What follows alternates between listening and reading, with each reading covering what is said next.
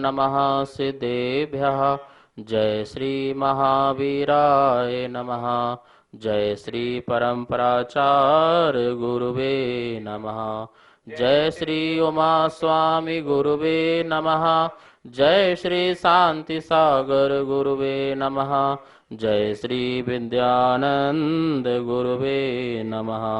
मोक्ष मार्गस्य नेतारं भेतारं कर्म भूभृतां ज्ञातारं विश्वतत्त्वानां वन्दे तद्गुणलब्धये। मंगलम भगवान् वीरो मंगलम गौतमो गणी मंगलम कुंद कुंदार्यो जैन धर्मोस्तु मंगलम। तत्वाश्रुत परम मांगलिक ग्रंथ है आचार्य कुंद के पट्टिशिष्य आचार्य उमा स्वामी द्वारा। यह विक्रम की प्रथम शताब्दी में लिखा गया सूत्रात्मक शैली है। संस्कृत इसकी भाषा है। 10 अध्याय विभाजित है। 7 तत्वों का वर्णन है। हम सभी लोग यहाँ पर 9वां अध्याय संबंध निजरा के कारण देख रहे थे। अपन यहाँ पर तप के कारणों में जान रहे थे कि 6 प्रकार के जो बाह्य तप हैं वो किस प्रकार से हमारे निर्जरा में कारण बनते हैं। कल रस परित्याग की यहाँ पे चर्चा चल रही थी। 19वां नंबर सूत्र था।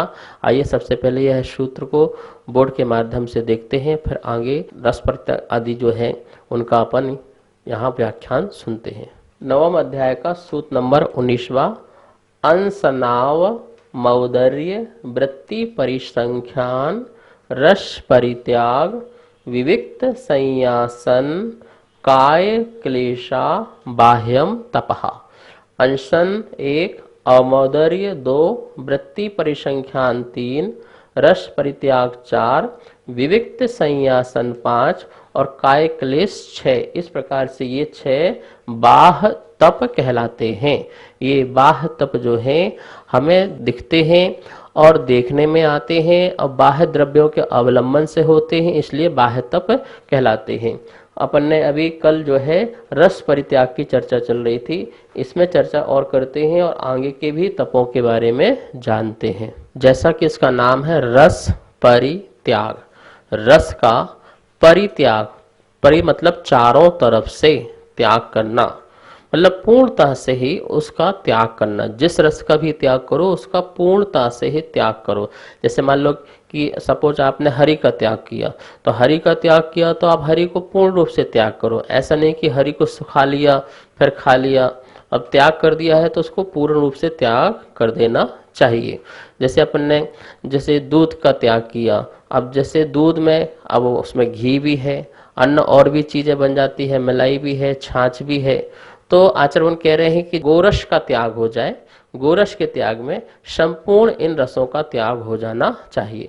मतलब कि त्याग करो तो पूर्ण से त्याग करो, मन से त्याग करो, मन से त्याग करो और तपस्या के लिए त्याग करो कि इसके त्याग करने से मेरी जो जिह्वा संबंधी आसक्ति थी वह आसक्ति कम हो, नष्ट हो, क्षय को प्राप्त हो जाए। आचार्य भवन ने कहा है रस परित्याग में महाविकृतियां जो 4 प्रकार की हैं उसे तो जीवन पर्यंत को त्याग कर देना चाहिए। कौन सी महाविकृतियां होती हैं 4? मक्खन, मद्द, मांस और मधु। ये 5 मकार, 4 मकार हैं। इनका जीवन पर्यंत के लिए क्या कर देना चाहिए? त्याग कर देना चाहिए। बाकी जो सेवनी है, जो भक्ष हैं, जो खाने योग्य है, उनका हमें समय समय पर त्याग करते रहना चाहिए या उनका भी आप आजीवन त्याग कर सकते हो। नीरस भोजन में भी जीवन जिया जा सकता है। तो इस प्रकार से आचार्यवन कहते हैं कि रस परित्याग क्यों करना चाहिए। इंद्रियों को जीतने वाले योगी का यह रस परित्याग नामक तप शरीर की कांति का गर्व एवं इंद्रिय रूपी हाथियों के क्षोभ को दूर करने में बहुत बड़ा कारण है। यह तप इंद्रिय और मद का नाश करने वाला है, क्योंकि ये जो इंद्रियां हैं और इंद्रियों के कारण ही हमारे अंदर मद पैदा होता है। तो इन दोनों को दूर करने वाला, क्षय करने वाला जो है वह यह तप है। रस परित्याग तप प्राणी संयम और इंद्रिय संयम की प्राप्ति के लिए किया जाता है। यदि हम रस परित्याग करेंगे तो उससे क्या होगा, जो अन्य वस्तुएं हैं जिससे प्राणी हिंसा होती है वो बच जाएगी, और हमारे द्वारा भी आलस प्रमाद नहीं आएगा। तो हम अपने छठ आवश्यक को बड़ी सावधानी पूर्वक समिति पूर्व पालन करेंगे तो वो प्राणी हिंसा आदि भी नहीं होगी। तो इंद्रिय संयम का भी पालन हो रहा है और प्राणी संयम का भी पालन हो रहा है, इसलिए रस परित्याग करना जरूरी है। रस परित्याग किसके होता है, यह मन में आए तो संसार के दुखों से संतप्त जो मुनि इंद्रियों के विषयों को विष के समान मान करके नीरस भोजन करता है, उसके निर्मल रस परित्याग तप होता है। ये कैसा कहा है, यह कार्तिक अनुप्रेक्षा में आचार्य भगवान ने उत्कृष्ट रूप से कह दिया है कि समस्त रसों का त्याग करके जो जीवन पर्यंत नीरस भोजन का ही आहार ग्रहण करते हैं उनके निर्मल यह रस परित्याग होता है। आप सोचिए, जीवन भर नमक का त्याग हो जाना, मीठे का त्याग हो जाना, घी का त्याग हो जाना, तेल का त्याग हो जाना, और भी अनेक प्रकार के जो रस हैं उनका त्याग हो जाना, ये बहुत बड़ी कठिन तपस्या है। अपनी जिह्वा इंद्रियों को किस प्रकार से वश में किया होगा। गर्त पूर्ण आहार कर रहे हैं। गर्त पूर्ण मतलब, गर्त मतलब गड्ढा, पूर्ण भरना। रसों के त्याग करके जो भक्ष्य सेविनी है उसको ग्रहण कर लेते हैं जिह्वा में बिना स्वाद लिए हुए, और अपने इस गड्ढे को भर देते हैं। जैसे आपके घर में कोई गड्ढा हो जाता है तो आप भरने के लिए उसमें ईंट है, मिट्टी है, कंकड़ है, पत्थर है, और भी अनेक प्रकार की वस्तुएं भर देते हैं और ऊपर से टाइल्स पत्थर लगा देते हैं, पैक हो गया, ठीक है ना। ऐसे ही यह जो गर्त है, शरीर में पेट है, ये गड्ढा है, इसको भोजन आदि से बिना स्वाद लिए हुए नीरस भोजन ग्रहण करके इसको भर देना और समता भाव रखना, ये महान रस परित्याग है। वृत्ति परिसंख्यान नामक तप से भी असंख्यात गुणी कर्म की निजरा करने वाला है। वृत्ति परिसंख्यान में तो मात्र हमने संख्या बना ली थी, हम इतना सामान लेंगे, इतना सामान लेंगे, इतनी वस्तु लेंगे, लेकिन उसमें भी इस रस का त्याग, उस रस का त्याग कितना सूक्ष्म हो गया। अंशन से भी ज्यादा अमोदर सूक्ष्म है, अमोदर से भी ज्यादा वृत्ति परिसंख्यान सूक्ष्म है, वृत्ति परिसंख्यान से भी रस परित्याग जो है सूक्ष्म है। देखिए, ये 4 प्रकार का तप जो है मात्र आहार संबंधी तप है। इन 6 तपों में आप देखिए जो 4 तप हैं वो मात्र जिह्वा इंद्रिय को बस में करने के लिए तप है। जिह्वा इंद्रिय को, एक रसना इंद्रिय जो है, इस रसना इंद्रिय को बस में करने के लिए आचार्य भगवान ने 4 तप बताए कि अनशन करो, अमोदर करो, वृत्ति परिसंख्यान करो, रस परित्याग करो। इस प्रकार से 4 प्रकार के तपों को करते रहो जिससे यह रसना इंद्रिय जो है बस में रहे। क्यों? क्योंकि यह रसना इंद्रिय जो है 2 प्रकार के काम करती है, एक तो चखने का और दूसरा बकने का। कभी भी कुछ भी बोल देती है और कभी भी कुछ भी जो है चखने का भाव रखती है। तो इन दोनों को कंट्रोल करने के लिए कि आपकी वचन गुप्ती भी रहे और आपकी रसना इंद्रिय की के वशीभूत ना होकर के आप इसको जीत लें, तो आप जो है परम तपस्वी बन जाए, आप स्वाध्याय प्रेमी बन जाएं, आप ज्ञानी ध्यानी बन जाएं, आप गुप्ती का पालन करने वाले बन जाएं। इस प्रकार से यह 4 प्रकार के तप जो है आचार्य भगवान ने आहार के त्याग करने के विचारों से बनाए हुए हैं, वो भी निमित्त रसना इंद्रिय को जीतने के लिए। रस परित्याग व्रत के कौन कौन से अतिचार हैं, यदि हम रस परित्याग करते हैं तो हमारे लिए कौन से अतिचार लगते हैं, दोष लगते हैं। तो रस न मिलने पर भी रसों में अति आसक्ति बनी रहना, रस त्याग दिया पर वो उसका स्वाद का भाव बना रहना, दूसरे को रस युक्त आहार का भोजन कराना। अपन ने रस त्याग कर दिया है लेकिन दूसरों को रसों का भोजन कराना कि आप ये खाइए, आप ये बना के खाइए, आपके लिए अच्छा होगा, आप ये बना के खा लेंगे तो आपको बढ़िया हष्ट पुष्ट हो जाएगी, आंखें ऐसे हो जाएंगी, चेहरा लाल लाल हो जाएगा, बढ़िया सुंदर हो जाएगा। इस प्रकार से उसको ज्ञान देना और उसको जो है क्या बोलते हैं खिलाना पिलाना या उसको देना, अथवा रस युक्त आहार के भोजन की अनुमति दे देना। इस प्रकार से रस परित्याग की ये अतिचार हैं, ठीक है ना। हमने छोड़ दिया, छोड़ने के बाद भी भाव बने, खाने के भाव बने, खिलाने के भाव बने या अनुमति दें, ये सब अतिचार हैं, दोष हैं, महादोष हैं। अपने को ये अतिचार भी नहीं लगाना है जिस समय अपन ने रस परित्याग नाम का तप तपते हैं। नमोस्तोचर श्री। अनोदर तप और रस परित्याग में क्या अंतर है? अनुदर तप तो है भोजन कम खाना, जितना भोजन रोज करते हैं उसमें कम कम करते जाना, ये अनुदर तप है। और रस परित्याग में जो भोजन हम कर रहे हैं कम भी, उसमें रसों का त्याग होना, कि हम इस रस का त्याग कर रहे हैं, इस रस का त्याग कर रहे हैं, तो इस प्रकार से रसों के त्याग हो जाना, इन दोनों में इस प्रकार से अंतर है। वृत्ति परिसंख्यान, देखो चारों प्रकार के तप में ना महान महान अंतर है, ध्यान रखना। जैसे अनशन है, अनशन में तो क्या है, भोजन की निवृत्ति है, पूर्ण रूप से भोजन की निवृत्ति हो गई। अमोदर में भोजन करना है पर कम खाना है।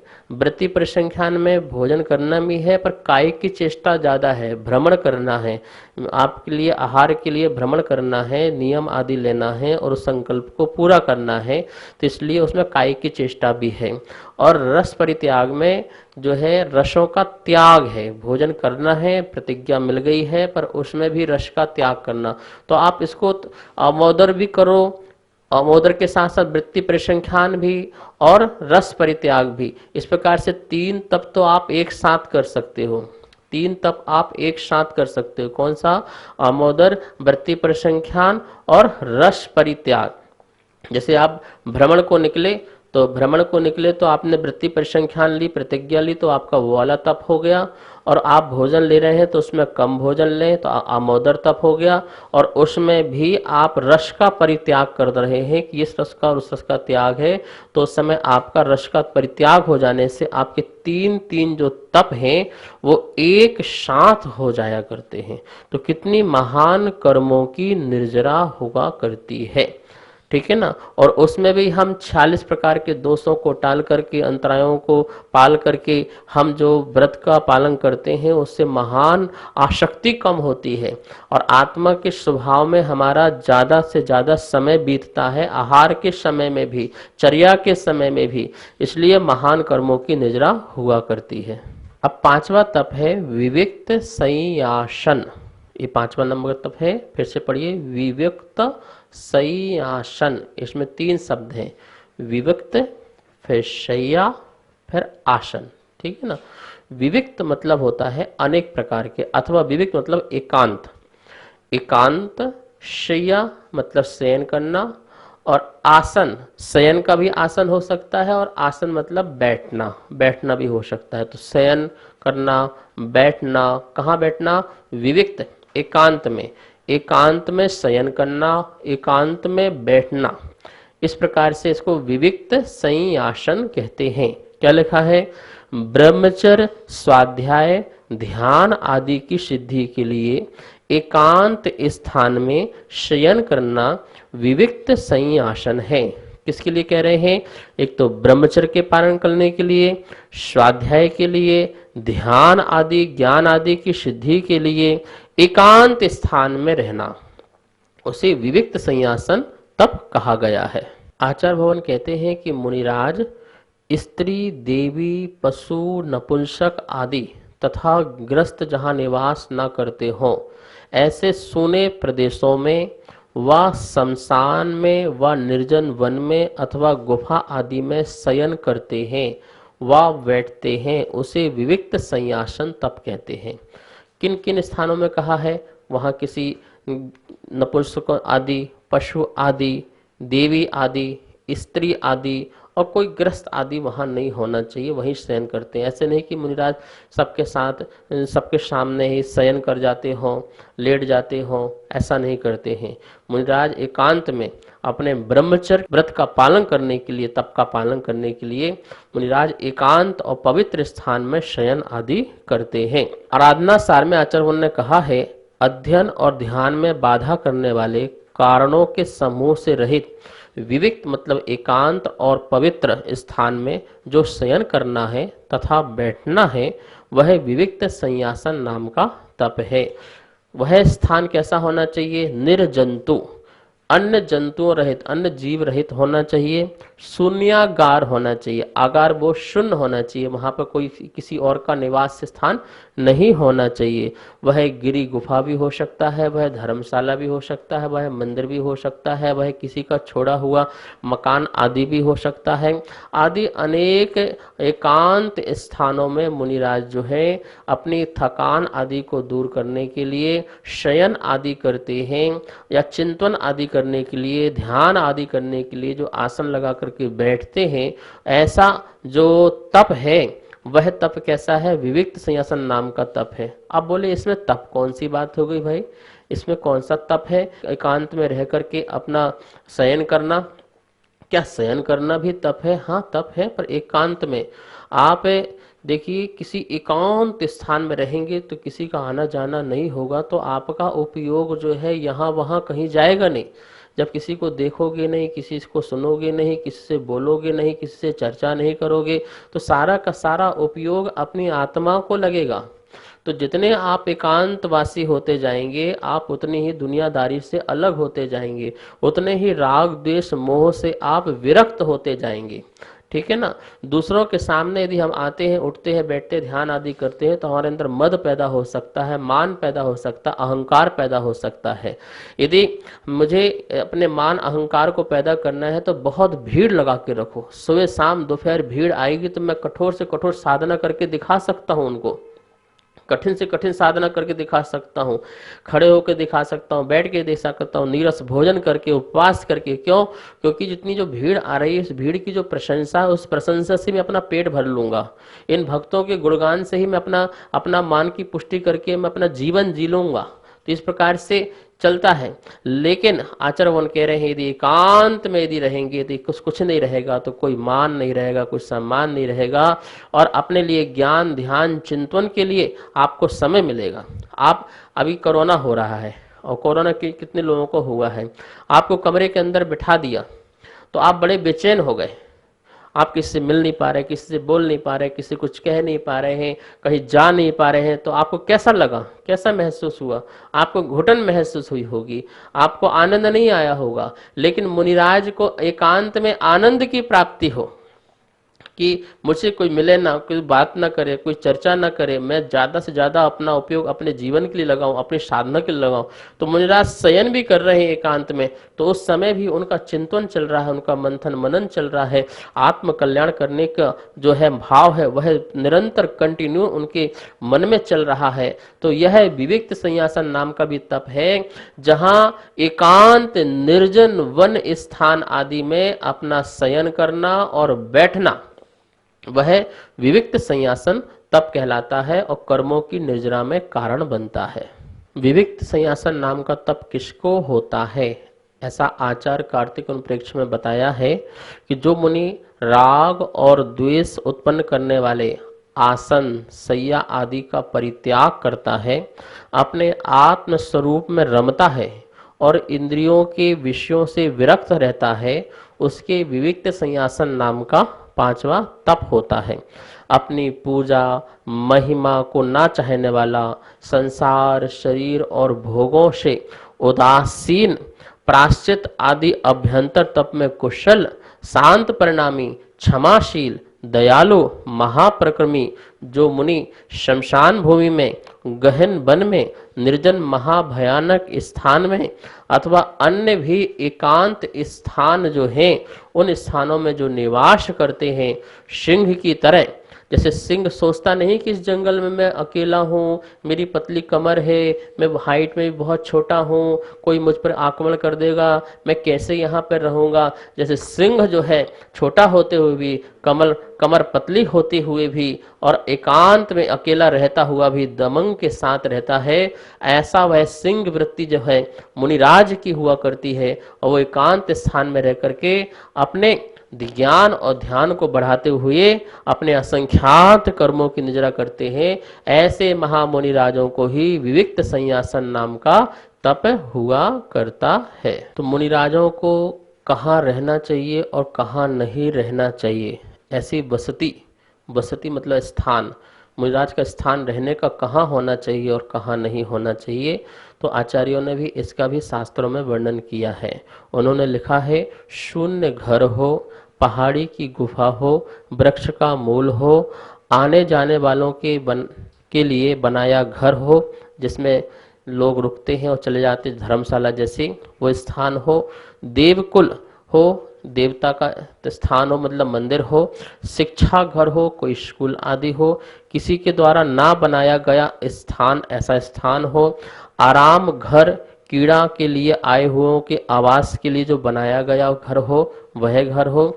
ये सब विविक्त वसतिकाएं कहलाती हैं। जिस वसतिका में रूप, रस, स्पर्श आदि से संक्लेश नहीं होता हो और ध्यान अध्ययन में हानि नहीं होती हो, वह वसतिका विविक्त कहलाती है। मतलब वो एकांत वसतिका कहलाती है, जिसमें रह करके मुनिराज अपनी साधना करते हैं। और जिस वसतिका में बहुत हल्ला गुल्ला हो, बहुत शब्द हो, शोरगुल हो, लोगों का आना जाना हो, असंयमी लोगों का जहाँ बहुत आवागमन होता हो, जहाँ चित्त व्यामोह प्राप्त होता हो, संक्लेशित होता हो, जहाँ कलह होती हो, यह मेरी वसतिका है, ये तेरी वसतिका है, मेरी अच्छी है, तेरी बुरी है, इस प्रकार के भाव जहाँ पर आ रहे हो, ऐसी वसतिका में नहीं रहते हैं। जहाँ पर ध्यान में मन न लगे, ज्ञान में मन न लगे, साधना में मन न लगे, जहाँ पर आराधना में आत्मा का भाव न लगे, ऐसे जो है स्थान में वो वसतिका नहीं कहलाती है। उसका त्याग कर देना चाहिए। जहाँ नपुंसक आते हों, जहाँ देवी स्त्रियां आती हों, ऐसे स्थान का भी त्याग करके मुनिराज को एकांत स्थान में रहना चाहिए। वही वसतिका जो है ग्रहण करने योग्य है। कौन सी वसतिका छोड़ना चाहिए? अप्रमत्त मुनियों को अपने सोने, बैठने एवं ठहरने में निम्नलिखित स्थान छोड़ देना चाहिए, ऐसा मूलाचार में आया है। कौन कौन से? जहाँ त्रियंच, गाय, भैंस आदि, मनुष्य, स्त्री, स्वेच्छाचारिणी, वेश्या आदि, भवनवासिनी, वैंतर आदि विकारी वेशभूषा वाली देवियां अथवा गृहस्थजन, इन लोगों से सहित ग्रहों को, वसतिकाओं को छोड़ देना चाहिए। ऐसे स्थानों पर मुनिराजों को नहीं रहना चाहिए। इस प्रकार से किस कहाँ रहना चाहिए और कहाँ नहीं रहना चाहिए, इसका जो ध्यान रखते हैं, उनको विविक्त सिंहासन नाम का तप उनके जीवन में उत्पन्न होता है। नमोस्तोचार श्री।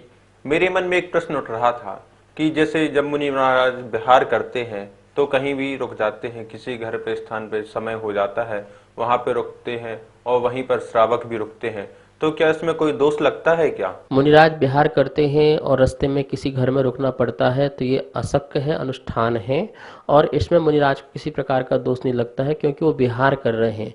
लेकिन वो किसी घर में रुकने के लिए ही स्वयं जाएं और वहाँ रहना चाहें, भक्त व्यामों में पड़ जाएं, तो फिर दोष लगता है। इसलिए मुनिराज को किसी घर में नहीं रुकना चाहिए जहाँ पर पूरा परिवार रहता हो और विशेष रहने के लिए जा रहे हो, तो उसमें दोष के भागी होते हैं, वह महादोष उत्पन्न करता है। अब छठवां तप है काय क्लेश। किसे कहते हैं? कष्ट सहने के अभ्यास के लिए, आराम करने की भावना को दूर करने के लिए और धर्म की प्रभावना के लिए ग्रीष्म ऋतु में वृक्ष के नीचे ध्यान लगाना, शीत ऋतु में खुले हुए मैदान में आसन लगाना आदि काय क्लेश नाम का तप कहलाता है। देखिए यहाँ पर लिखा है काय और क्लेश। काय मतलब होता है शरीर और क्लेश मतलब होता है कष्ट, कि हम अपने शरीर को इस प्रकार से कष्ट देते हैं कि जिससे हमारी आत्मा जो है क्या होती है? तपती है। लेकिन हम अपनी शक्ति के अनुसार ही देते हैं, शक्ति से बढ़कर के नहीं देते हैं कि शक्ति नहीं है फिर उससे ज़्यादा अपन क्लेश दे देंगे तो संक्लेश परिणाम हो जाएंगे, ठीक है ना। तो यहाँ पर जो है काय क्लेश का अर्थ है कि जितना सहन हो सके वह सहन करना। क्लेश, काय मतलब शरीर का, क्लेश मतलब सहन करना, शरीर का दुख आदि सहन करने का नाम है काय क्लेश है। गर्मी है, सर्दी है, भूख है, प्यास है आदि अनेक बाधाएं उत्पन्न हो सकती हैं। उन सब में हमको अपनी क्षमता भाव से सहन करना, ये काय क्लेश नाम का तप है। क्यों करना चाहिए? तो कह रहे हैं कष्ट सहने का अभ्यास अपने जीवन में आ जाए, क्योंकि महा जब कष्ट उत्पन्न होंगे तो फिर क्या करेंगे? फिर अपन भाग जाएंगे, तप से भाग जाएंगे और विषय वासना में लग जाएंगे। आराम करने की भावना को दूर करने के लिए जो बार बार आराम करने के भाव बनते हैं, लेट जाएं आराम कर लें, लेट जाएं आराम कर लें, उसको दूर करने के लिए नहीं, हम प्रमादी नहीं बनेंगे, हम जागृत रहेंगे और स्थिरता से बैठेंगे, उठेंगे, अपना ध्यान ज्ञान का पालन करेंगे। धर्म की प्रभावना के लिए भी कि हमें विहार करना है तो फिर हमें कष्ट नहीं होगा, हम धर्म की प्रभावना करने के लिए विहार करेंगे तो काय क्लेश होगा नहीं होगा चलने में, तो ये भी काय क्लेश है। अब ध्यान रखना, काय क्लेश तप में जो है बहुत सारी चीजें आती हैं है, तो अभी उसकी बात चर्चा करेंगे। तो अपने शरीर में सुकुमालता को, सुखार्तिपन को दूर करके और क्षमता भाव धारण करके संक्लेशों को सहन करना, उसको काय क्लेश नाम का तप कहते हैं। शास्त्रों के अनुसार नाना प्रकार की शरीर बाधाओं को सहना, इसका नाम काय क्लेश तप है। मुनिराज मन की शुद्धता के साथ कायोत्सर धारण कर, एक करवट से सोकर, वज्रासन आदि में बैठ करके, कठिन आसन लगाकर या वर्षा ग्रीष्म आदि ऋतुओं में होने वाले उत्कृष्ट आतापन आदि योगों को धारण करके जो काय क्लेश सहन करते हैं, वह काय क्लेश नाम का तप कहलाता है। उसको सर्वोत्कृष्ट तप माना गया है। काय क्लेश नाम का सर्वोत्कृष्ट, जो अपने 6 तप पड़े हुए हैं, 5 तप पहले पड़े हुए हैं, उनमें भी सर्वोत्कृष्ट कोई तप है तो वह काय क्लेश नाम का तप है, जहां पर अपने आत्म आराधना में रहना है और किसी प्रकार की कोई भी बाधा आए उसे समता भाव से सहन करना है। अनेक प्रकार के प्रतिमा योग धारण करना, यह भी काय क्लेश तप है। मौन रखना, यह भी काय क्लेश तप है। केस लॉन्च करना, पैदल विहार करना, नग्न रहना, ये सब काय क्लेश नाम का तप है। आतापन योग धारण करना, वृक्ष मूल के नीचे बैठना, सर्दी में नदी तट पर ध्यान करना आदि क्रियाओं को शरीर के को कष्ट देना जो होता है वह काय क्लेश तप होता है। खड़े हो जाना, खड़े होकर के साधना करना, पद्मासन लगा करके बैठ जाना, सोना, बैठना और भी अनेक नियम ग्रहण करना, इसके द्वारा आगमनुकूल कष्ट सहन करना, आगमनुकूल बोया जा रहा मतलब समता पूर्वक सहन करना, इसे काय क्लेश नाम का तप आचार्यों ने कहा है।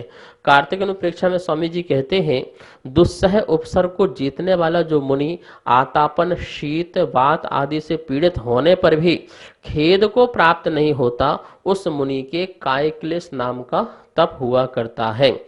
यह काय क्लेश तप किस किस प्रकार करना चाहिए? तो आचार्य ने लिखा है कि आसन और शयन, 2 बातें ध्यान रखनी है, आसन और शयन। जैसे आसन होते हैं वीरासन, स्वस्तिक आसन, वज्रासन, पद्मासन, खड़गासन, हस्तिशुंडासन आदि बहुत सारे आसन होते हैं।